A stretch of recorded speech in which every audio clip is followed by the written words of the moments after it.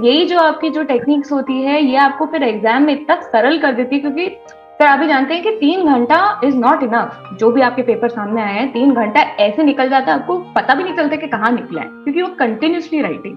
तो ये जब टेक्निक्स आप यूज करोगे एग्जाम में, आपको एकदम से क्लिक करेगा, अच्छा हाँ आ रही है तो ये है, चलो ये लिख देते हैं। तो मैं यही कहूंगी कि अगर आप इंटरव्यू के लिए क्वालिफाई, अगर इंटरव्यू देने जा रहे हैं, 2 चीजें अपने आप रखिए। एक तो be humble with your answer, whatever it is, say it very politely, उनको फिनिश करने दीजिए question, then you start answering. I think even linking blog में मेरे को ये एडवाइस दी गई थी कि आप थोड़ा फास्ट बोल रहे हैं तो थोड़ा धीरे पेस पे बोलिए, क्योंकि मेरे साथ वो एक इशू था। मैं ये कहूंगी कि जुडिशरी का प्रिपरेशन इजी नहीं है, तो 2 क्वालिटीज हर एक कैंडिडेट को मेरे ख्याल से इनवाइट करनी चाहिए। फर्स्ट इज पेशेंस, जो आपने पहले इसके बारे में बोल दिया। पेशेंस इन द सेंस के काफी टाइम एग्जाम्स पोस्टपोन हो जाते हैं, तो पेशेंस, उस चीज का पेशेंस रखिए कि अच्छा नहीं अभी ये पोस्टपोन हुआ है, तो उसको पॉजिटिव लाइट में लीजिए, क्योंकि अब मेरे को टाइम, प्रिपरेशन का टाइम और मिल गया है। And second aspect of patience is कि अगर आप क्वालिफाई नहीं होते हो तो you should have the patience कि okay I am going to crack it in the next attempt.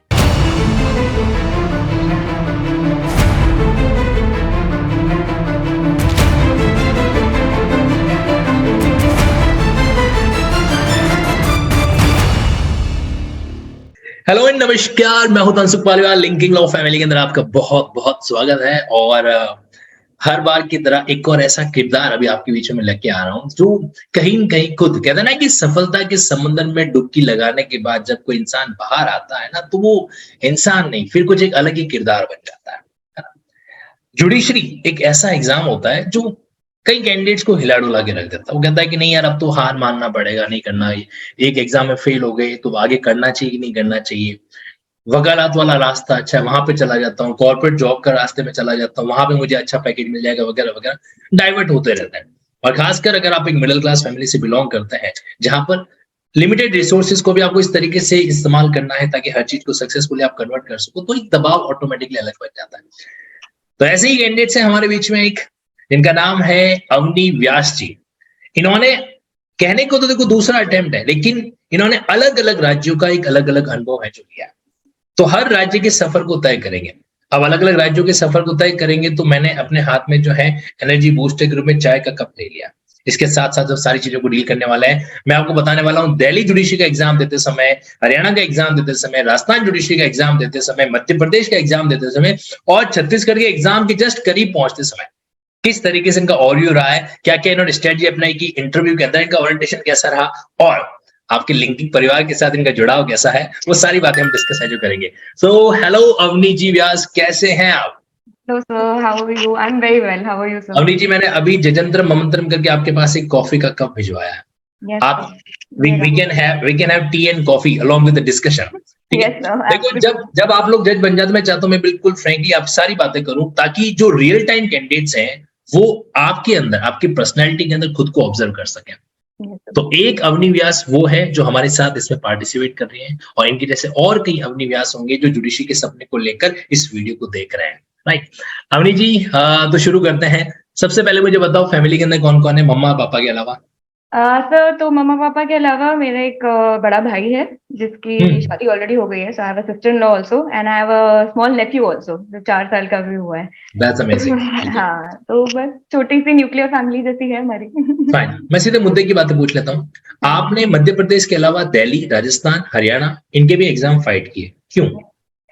Sir एक तो पापा ने मुझे कहा था कि बेटा एमपी तो फोकस करिए, दैट्स ग्रेट, बट कुछ एक बैकअप स्टेट्स भी होने चाहिए दिमाग में, क्योंकि एक ही स्टेट के पीछे भागना ऑल्सो कभी कभी कॉन्फिडेंस हिलाने वाली बात भी हो जाती है। अच्छा अगर ये एक स्टेट में नहीं होगा तो फिर हम क्या करेंगे। तो उसी को माइंड में रखते हुए जो भी जैसे वैकेंसी आ रही थी, जो मुझे लग रहा था कि okay I can manage it along with MP, मैंने कोशिश करी अपनी देने के लिए। तो यही रीजन था, बाकी दूसरे स्टेट्स का देने का। पता है, मेरा थॉट प्रोसेस आपके पापा जी के थॉट प्रोसेस थोड़ा मिलता जुलता है। अभी क्लास में कहता रहता हूँ, मैंने कहा देखो जज तो जज होता है। अब एमपी का जज बन जाए, आपके दिल्ली का बन जाए, राजस्थान बन जाए, कहीं का जज तो जज होता है ना। तो इसीलिए उसमें कोई, और दूसरा इम्पैक्ट ये होता है आपको फील करने, एक्सपीरियंस फील करने का मौका मिलता है। वो जो एग्जाम एटमॉस्फेयर है ना, आप मार्केट में पैसे फेंक के नहीं ले सकते। सही। मैं एक्चुअली, हाँ, मेरे जो जूनियर्स है जो अभी they have not attend their law degree, तो वो यही बोल रहे थे कि हम प्रीलिम्स दे दें क्या। मैं कहा एक्सपीरियंस के लिए तुम प्रीलिम्स डेफिनेटली दो इफ यू थिंक के that will help you later on. ठीक है, बाद में तो ऑब्वियसली जैसे एमपी में तो मेंस में आप वैसे ही अगर आप क्वालिफाई कर रहे हैं तो आप लिख नहीं पाओगे क्योंकि आपके पास डिग्री नहीं आई है। लेकिन definitely for experience if you can afford it and if you are staying in a place जहाँ पे आप प्रीलिम्स दे सकते हो then definitely go for it. Avani ji एक सवाल ये है, एक स्टूडेंट को जैसे आपने अलग अलग एग्जाम दिए, कई आपने ये एग्जाम क्रैक किया, इससे पहले आपको जो है थोड़ा सा एक्सपीरियंस भी फाइल करना पड़ा। एक बात बताओ अपने फेलियर के पॉइंट्स को, फेलियर के रीजंस को क्या नोट डाउन करने का आदत स्टूडेंट में होना चाहिए? क्या ये आदत आप फॉलो करते थे? तो ऑनेस्टली बोलूं तो मैं ये नोट डाउन नहीं करती थी, मैं मेंटली इसको नोट डाउन करती थी, मतलब मेंटली इसको पेपर नोट पर, डाउन हाँ करते थे? मेंटली नोट डाउन, क्योंकि इससे क्या होता है कि आपको पता चलता है कि आप कहाँ गलत जा रहे हो। क्योंकि अगर आप एक ही रास्ते पे चलते गए विदाउट एनी इम्प्रूवमेंट होने तो वो रास्ता ऐसे ही चलता जाएगा, आप you will not gate anywhere out of it. तो आपको वो चीजें, इस मेंटल नोट आपके लिए वर्क करता है बिल्कुल करिए, लेकिन आपको आपको लगता है कि नहीं मुझको उसको पेन एंड पेपर पे लिख के अपनी वॉल के ऐसे सामने चिपका के ताकि वो दिमाग में रहे कॉन्स्टेंटली, वो भी कर सकते हैं, बट ये चीज जरूरी होती है क्योंकि that gives U room for improvement. मैं आप सभी को यहाँ पे बता देता हूँ कि इन्होंने लॉ के फील्ड में आने से पहले साइकोलॉजी का कोर्स किया है, तो इनका तो मेंटल स्टेट भैया थोड़ा अलग ही रहा होगा। लेकिन आप सभी कैंडिडेट को बता देता हूँ कि इंडियन एविडेंस एक्ट के सेक्शन 91 को फॉलो करना है, और बेस्ट एविडेंस ये कहता है कि किसी भी चीज को नोट डाउन करके रखोगे तो लंबे समय तक चलेगी। क्योंकि हर कोई तो लॉ से पहले साइकोलॉजी का कोर्स करता नहीं है। कैसे अवनी जी आप एग्री कर रहे हो इस बात से? बिल्कुल सर, मतलब बहुत कम जहां पे मैंने जुडिशरी की मेरी जर्नी में देखा है, सब लोग वो 5 ईयर एलएलबी वाला कोर्स करके एलएलएम कर रहे हैं। आई थिंक बहुत रेयरली मेरे को मिला है कि जिसने पहले कुछ और डिग्री करी है and then have done they have done their law and then they have come for judiciary. तो नहीं कहते हैं ना कि देखो कि जब कोई भी बड़ा इवेंट होता है तो उसमें हर तरह की वैरायटी होनी चाहिए। तो you are also variety of judicial officer, है ना? एक अलग वैरायटी होना चाहिए। जैसे हमारे केस है, जब मैंने सीए के बाद जब एलएलबी आया तो क्या तुम्हें क्या कर रहे हो, पहले सीए में जा रहे हो फिर लॉ में जा रहे हो। मैंने कहा सर जहाँ सीए जो है वो पैसा कम कमाने के लिए दे रहा था तो मैं लॉ के अंदर आ गया। जोक जो बात। अच्छा अवनी जी एक बात करते हैं, जैसे कि सीधी सी फैक्ट बात करता हूँ कि आज से 15 साल 20 साल पहले जो जुडिशरी के एग्जाम होते थे उनका कंपटीशन का लेवल एक अलग था, अभी का कंपटीशन लेवल एक अलग है। पहले तो ये भी दौर था कि सरकार पीछे पढ़ के सरकारी जॉब दिया करती थी। 1980-90 के अंदर आप टीचर्स वगैरह को देख लो, जो थोड़ा बहुत पढ़ा लिखा है तो उसको पीछे घर पे लेटर आता था कि ज्वाइन कर लो। अब हमें पीछे दौड़ना पड़ता है। तो जब ये कंपटीशन का लेवल चेंज हुआ है तो मेथड भी चेंज हुआ है। आपने चूंकि लिंकिंग टेक्निक को, ये जो हम कॉन्सेप्ट को इस तरीके से लिंक करते हैं, उसको आपने पर्सनली फील भी किया है, तो आपका क्या मानना है कि आज के स्टूडेंट की जुडिशरी की टफ लाइफ के, एग्जाम की टफ लाइफ के अंदर ये टेक्निक जो है लिंकिंग करना वगैरह, ये वाकई वर्क करता है? व्हाट यू से? यस सर, डेफिनेटली, बिकॉज आपको ये बात समझनी है कि आपके जैसे बहुत सारे हार्डवर्किंग कैंडिडेट्स भी आ रहे हैं एग्जाम में। You need to have an edge over them. That's how you make it to the merit list, like the final merit list. क्योंकि that's what ultimately matters. आपका prelims, mains, interview, ये तीनों आपको crack करने की जरूरत होती है। और ये तीन तभी होगा जब आपका prelims तो ठीक है ऑब्जेक्टिव होता है, उसमें ज्यादा स्कोप नहीं है, but mains is something that is in your hands. आप उसको कितना अच्छे से निखार सकते हो आपके आंसर्स को, क्योंकि you also have to understand कि आपके आंसर कॉपीज में वो जजेस चेक कर रहे हैं जो काफी सालों का एक्सपीरियंस रखते हैं। सो दे नीड टू सी के where, okay, they need to see in the answer कि अच्छा मैं कहाँ इसके मार्क्स नहीं काट सकता हूँ क्योंकि उसने ये आंसर में ये चीजें इनकॉर्पोरेट करी है। तो जब आप ये लिंकिंग वाली टेक्निक लगाएंगे, जब आप एक दो प्रोविजंस को लिंक करेंगे जो मोस्टली सारे बच्चे शायद ना भी लिंक करो, तो ऑटोमेटिकली आपको एक एज दे देता है। And like you said sir कि कंपटीशन ही अलग हो गया है आजकल, because now there is few posts and a lot of people appearing for it. So that way ये जो linking वाली टेक्निक होती है that sets you apart from the crowd and it definitely gives you an edge. So definitely ये तो बहुत important है। Exactly. और हमें कहेंगे जैसे अभी हमारा कन्वर्सेशन चल रहा था, जैसे हमने गलतियों को नोट डाउन करने की बात हुई, पता है अवनी जी माइंड ऑटोमेटिकली आपका उसको कनेक्ट कर, जैसे अभी सेक्शन 91 ऑटोमेटिकली कनेक्ट हो गया, लिंक हो गया यहाँ पर। yes, तो ये चीजें ना अब आपको 91 को कोई भुला के दिखा दे। Exactly. Yes, है ना? मैं कई बार यूज भी करता हूँ, देखो याद करो 159 इंडियन एविडेंस चेक करो, मेमोरी रिफ्रेश करो। तो 159 के अंदर यही टेक्निक्स, यही जो आपकी जो टेक्निक्स होती है ये आपको फिर एग्जाम में इतना सरल कर देती है, क्योंकि सर आप भी जानते हैं कि 3 घंटा इज नॉट इनफ। जो भी आपके पेपर सामने आए हैं 3 घंटा ऐसे निकल जाता है, आपको पता भी नहीं चलता कि कहाँ निकला है, क्योंकि वो कंटिन्यूसली राइटिंग। तो ये जब टेक्निक्स आप यूज करोगे एग्जाम में, आपको एकदम से क्लिक करेगा, अच्छा हाँ आ रही है तो ये है, चलो ये लिख देते हैं। तो डेफिनेटली जो आप कह रहे हैं वो तो बहुत यूजफुल टेक्निक है। चलिए, इससे पहले कि मैं इनसे इंटरव्यू के सवालों के बारे में बातचीत करूं, एक चीज जानते हैं, क्योंकि आपने साइकोलॉजी कोर्स कर रखा है, तो मैं सोच रहा हूँ कि ये सही मौका है चीज को पूछने का। यस अवनी जी, आपने यूं तो सारे कई सारे लेक्चर देखे होंगे, लेकिन एक मैंने यूट्यूब पे एक अलग कॉन्सेप्ट चलाया था, एक क्लास खल्लास करके। यस तो मेरे कुछ जो सीनियर वकील है कि यार तनसुख, ये खल्लास मतलब क्या, साउथ के एक्टर की तरह ऐसे क्या नाम रख रहे होगे, मतलब खल्लास टाइप का। तो हाँ बीइंग अ साइकोलॉजी एस्पिरेंट, आपको क्या लगता है कि आपने भी जब पहली बार इस नाम के बारे में ऑब्जर्व किया होगा अंदर की वीडियो को देखने से पहले, हाँ तो जी। आपके माइंड में ऐसा कुछ आया कि यार ये खल्लास वल्लास वाला क्या सीन होता है? तब मेरा तो यही कि यार दिमाग में कि चलो ये एक क्लास अपनी रिवीजन पूरी खल्लास कर देगी, which is what I needed. तो वो जो जो टाइटल था और जो प्रोडक्ट आपको चाहिए था उस टाइटल से, वो पूरा पूरा मैच कर गया उससे। तो मेरे को तो बहुत यूजफुल था वो क्लासेस आपकी। क्योंकि जब आपका क्रंच टाइम होता है, जैसे फॉर एग्जाम्पल प्रीलिम्स के एक हफ्ता पहले, एंड यू थिंक अरे यार मेरे को कुछ भी याद नहीं आ रहा, अब क्या करूं।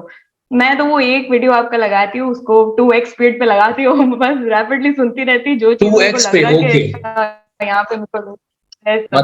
मतलब कि 2x क्योंकि का मतलब तब ये हो क्रंच टाइम रहता है ना, गया। क्रंच टाइम है ना सर, तो टाइम कैसे अपन मैक्सिमम एफिशिएंटली यूटिलाइज करें उसका। तो चलो, अब मुझे ये भी पता चल गया है कि मैं सीआरपीसी को 4 घंटे में करता हूँ और कैंडिडेट जो है 4 घंटे को भी 2 घंटे में कर देते हैं। तो 2x के अंदर तो फिर मैं, मेरा बोलने का एकदम वो मिकी माउस जैसा अरे अंदाज सर होता आप है। बहुत फास्ट हो जाते हो, कभी कभी मैं कर देती हूँ वापस नॉर्मल। जब मेरे को एक पॉइंट समझ में नहीं आया, फिर मैं वापस 2x पे कर देती हूँ उसको। तो ऐसे दैट्स करके सर, अमेजिंग। क्योंकि टाइम मैनेजमेंट टेक्निक्स कुछ ना कुछ अप्लाई करना ही पड़ेगा हमको भी। अवनी जी, एक बात बताएं, जैसे आपका नेचर थोड़ा सा एकदम क्या जॉली टाइप का नेचर है ना? यस। मोस्ट ऑफ जो है सीनियर्स पेरेंट्स वगैरह कहते हैं कि भाई इतना भी अपन को जॉली नहीं, आपको सीरियस होना पड़ता है पढ़ाई के प्रति, है ना? हालांकि मेरी सोच इस मामले में थोड़ी सी अलग है। आपका क्या कहना है कि भाई आपका जॉली नेचर ने कभी आपका आपका मतलब पढ़ाई में बैंड बजाया है क्या? आपको ऐसा लगा कि हाँ सर, मेरे को सीरियस होना चाहिए था? तो मेरा सर ऐसा था कि अगर मैं बहुत ज्यादा सीरियस हो जाती थी तो मेरा तो वहीं पे डिमोटिवेशन स्टार्ट हो जाता था। मतलब अच्छा।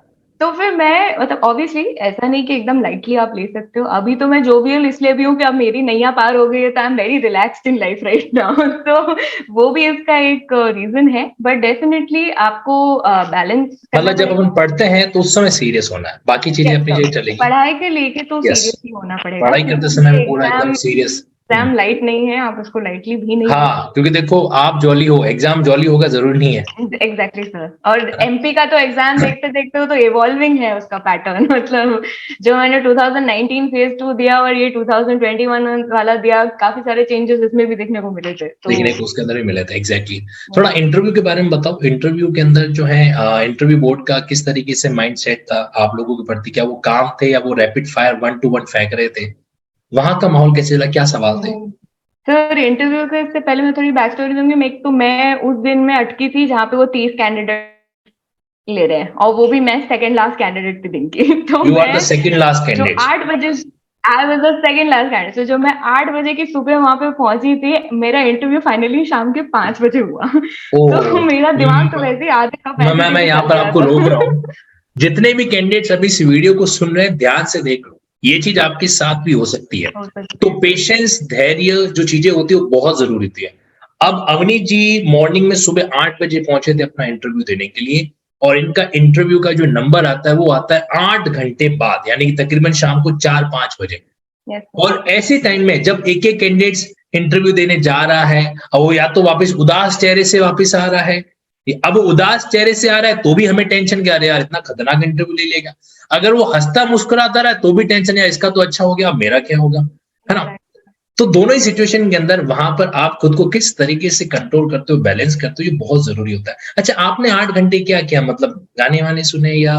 हाँ सर, मैं तो अपने फोन पे थी, क्योंकि एक तो चीज और थी कि बाकी सारे कैंडिडेट्स बैराक्ट उठा के पढ़ रहे हैं। मैंने कहा अब इस पॉइंट पे पढ़ने का कोई पॉइंट नहीं है, क्योंकि अच्छा, कितना एग्जैक्टली। क्रैम कर लोगे आप अपने दिमाग में। अभी जितना आपको आता है उतना आपको आता है, you have to build on that. Hmm. तो मैं तो एक दूसरों, मतलब दूसरों की शक्ल देख रही थी, वो देखी थी वो बैराक में घुसे हुए हैं अपने, या तो अपने फोन पे थी। 2-3 बार मम्मी पापा को कॉल करके उनसे भी बातें कर ली कि अच्छा नहीं अभी तो नहीं आया, अभी इतने नंबर का इंटरव्यू चल रहा है, ये वो थोड़े बहुत गाने सुन लिए। So these were certain मतलब distraction technique I think works best in this situation कि आपका दिमाग थोड़ा इधर उधर लगाए ताकि एकदम से आप पैनिक ना हो, क्योंकि ये बहुत लंबा टाइम था जिन जिन अभी कैंडिडेट। अवनी जी ने एक शब्द इस्तेमाल किया, डिस्ट्रैक्शन टेक्निक। मैं आप लोगों को इसकी डिटेल थोड़ी बता देता हूँ। आप जिस सिचुएशन के अंदर बैठे रहते हो ना, अगर वो सिचुएशन आपको किसी वे के अंदर आपके माइंड को पैनिक कर सकती है, अगर ऐसी प्रोबेबिलिटी आपको दिखे, तो आपको अपने माइंड को थोड़ा क्या करना चाहिए, किसी और चीज के प्रति जो कि उससे रिलेवेंट नहीं है, उसके प्रति डिस्ट्रैक्ट करना चाहिए, उसके प्रति उसको डाइवर्ट करना चाहिए। कुछ भी सोच लो, स्कूल के अंदर जो आपके पास में बैठा रहता था उसके बारे में सोचना स्टार्ट कर दो, कुछ भी हो सकता है ना। या फिर आपका मान लीजिए कोई पुराना वाला कोई ऐसा कुछ क्रश का मामला था, उसके बारे में सोचना है, कुछ भी करो। आपको क्या करना है, खुद को डिस्ट्रैक्ट करना है। बचपन के अंदर आपने झाड़ू तोड़ा था, फिर मम्मी ने आपको तोड़ा था, उसको याद कर लो। That's called the distraction method, और ये वाकई में वर्क करता है, और ये हर सिचुएशन के अंदर वर्क करता है। फिर अब जब आप एंटर गए, तो एंटर कर सेकंड लास्ट कैंडिडेट थे, तो आपके माइंड में ये भी था कि अरे यार, सारा खून तो दूसरे कैंडिडेट ने इनका चूस लिया है, अब तो ये क्या करने वाले हैं, बैंड बजाने वाले। ऐसा माइंड, ऐसे ख्यालात भी आए होंगे। थोड़ा तो था सर, क्योंकि आप देखिए वो भी सुबह 9 बजे से बैठे हुए हैं, कंटिन्यूसली कैंडिडेट्स को देख रहे हैं, तो मैं कहा यार थोड़ा तो अब ह्यूमन नेचर है, थोड़ा लेथार्जी तो उनको भी आया ही होगा, but I did not let that bring my confidence down या और डिम माय अलर्टनेस, क्योंकि हम we are getting this once in a lifetime. आप क्या पहन के गए थे, साड़ी या सूट, क्या पहन के गए थे? साड़ी, तो sari with a blazer on top, white sari और ब्लैक ब्लेजर होना चाहिए, और फुटवेयर के अंदर ब्लैक बैलेरिना शूज आपके जो होते हैं ना, बैले शूज होते हैं, वो पहने थे क्लोज टोड, ताकि थोड़ा डिसेंट सा दिखे सर, क्योंकि हाँ देखो क्या कहते हैं ना कि या justice not only to be done but seen to be done. तो कॉम्पिटेंसी ऑफ जज जो है अंदर होनी जरूरी नहीं है, होनी के साथ साथ बाहर दिखनी भी जरूरी होती है, वो मायने रखता है। चलो अब एंटर हुए, फिर सवाल जवाब किस तरीके से स्टार्ट हुए? So basically, मैंने एक चीज anticipate कर ली थी, which I think was good, because I don't have any work experience. So I'm a fresher, and then immediately went for judiciary. So I knew that they would probably grill me on this. That how are you better than a candidate who, let's say, has done 1 or 2 years of litigation and then has come for judiciary.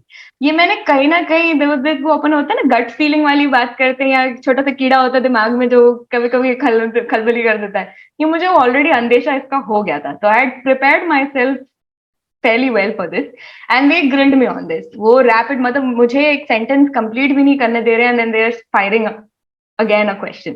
So here's the thing, that what I realized in hindsight was कि they were checking कि whether you get shaken up by this or not. क्योंकि generally होता है कि जब आपको कोई constantly interrupt करता है, तो you kind of lose focus and you lose your ground. तो वो मैंने अपने आप को करने नहीं दिया। So whatever they asked me, I politely responded to their questions, even if they did not let me finish my answer in the first place. तो आई थिंक ये एक बहुत बड़ा फैक्टर था मेरे इंटरव्यू, क्योंकि मेरा इंटरव्यू मेजरली इसी पे ही गया।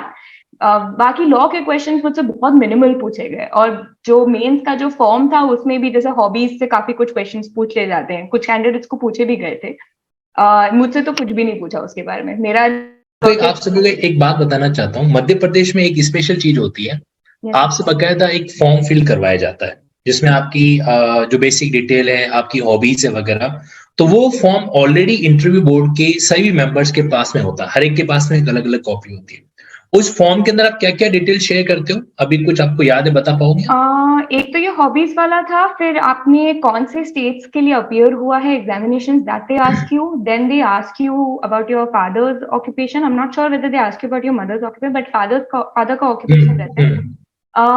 Then I think basic educational qualifications, whether you enrolled in the bar, तो अगर bar enrollment है तो आपका वो details सबकी, अगर आप कहीं employed हो या previously कहीं employed थे तो उसकी details, then I think yeah, this is basically generally इतना ही पूछते हैं। Okay fine, एक चीज मैं यहाँ पे क्लियर करता हूँ, जैसे अभी अवनी जी ने बताया कि अंदर जाते ही वो आपसे थोड़ा सा रैपिड फायर करेंगे और आपको शेक करने की कोशिश करते हैं। पता है जनरली ह्यूमन नेचर होता है, जैसे आप अपने दोस्तों के बीच में बैठे हो, आप कोई भी बात कह रहे हो, किसी आपके फ्रेंड ने आपसे एक सवाल पूछा, आप आंसर दे रहे हो, अब वो आंसर कंप्लीट नहीं हुआ है और दूसरे वाले फ्रेंड ने कोई सवाल पूछ लिया, तो आप उसको बोलते हो चुप, एकदम चुप, पहले मेरे को बोलने दे। तो अगर आपका ऐसा एटीट्यूड है मान लीजिए, तो वो आपको बिल्कुल हटाना पड़ेगा।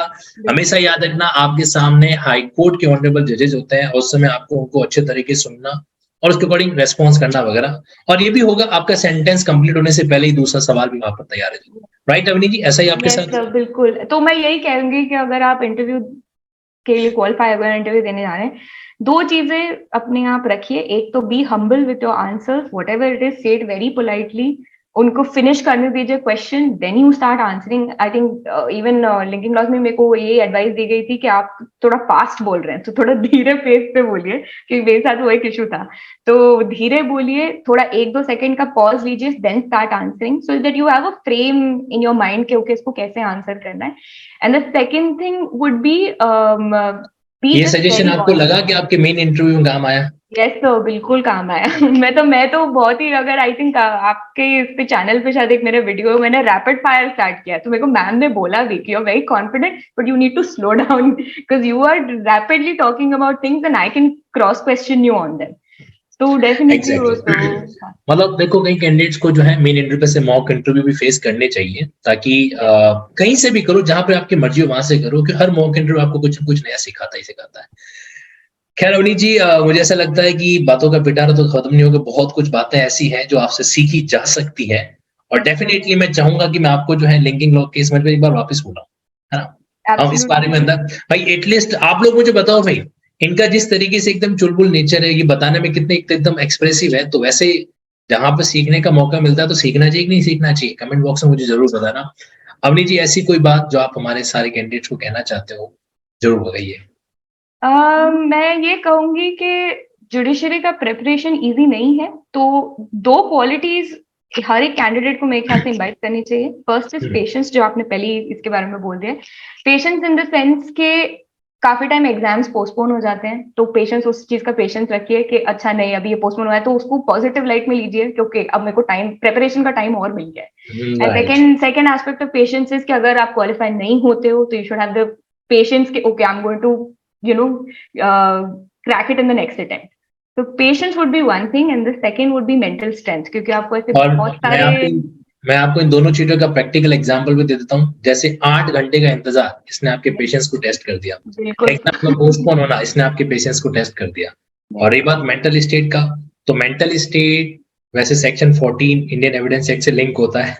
yes, लेकिन मेंटल स्टेट को जो है हमें पूरा एकदम पेशेंटफुली कूल रखना पड़ता है। yes, जैसे ही आपका यहाँ का मामला गर्म हो जाता है, इरिटेट होने लग जाता है, तो आप मान के चलो कि वहां पे गड़बड़ है। बेटर, जैसा अवनी जी ने बताया, डिस्ट्रैक्ट करो, और या फिर जो थोड़ा खुद को जो है पेशेंसफुली मैनेज करके रखो। Thank you so much Avani ji, बड़ा मजा है आपसे बातचीत करके। आपकी ममा होम मेकर है, but now I must say basically she is a जज मेकर। और उन्होंने चीज को साबित कर, मैसेज जो बहुत खुश हो जाएंगे। एग्जैक्टली, बिल्कुल कन्वे कीजिएगा। हमारे पूरी लिंकिंग फैमिली के लिए वाकई में एक सौभाग्य की बात है कि आप जो है इस तरीके से जज के मुकाम को हासिल कर पाए और भी आगे बढ़े। अवनी जी, अभी बहुत लंबा सफर तय करना है, और मुझे ऐसा लगता है कि आपको कम से कम हाई कोर्ट, सुप्रीम कोर्ट तक की जर्नी तय करनी है। अरे sir, thank you so much, thank you so much. ये ईश्वर से दिल की प्रार्थना है और जरूर उसी होगा। और अगर फुर्सत मिले, हो सके तो जो सवाल पूछे थे, अगर आप उनको रिकॉल करके लिख सके, भेज सके, तो मैं कैंडिडेट्स के लिए उसको जरूर आगे कन्वे करूंगा। Okay Avni ji, thank you so much. Thank you so much.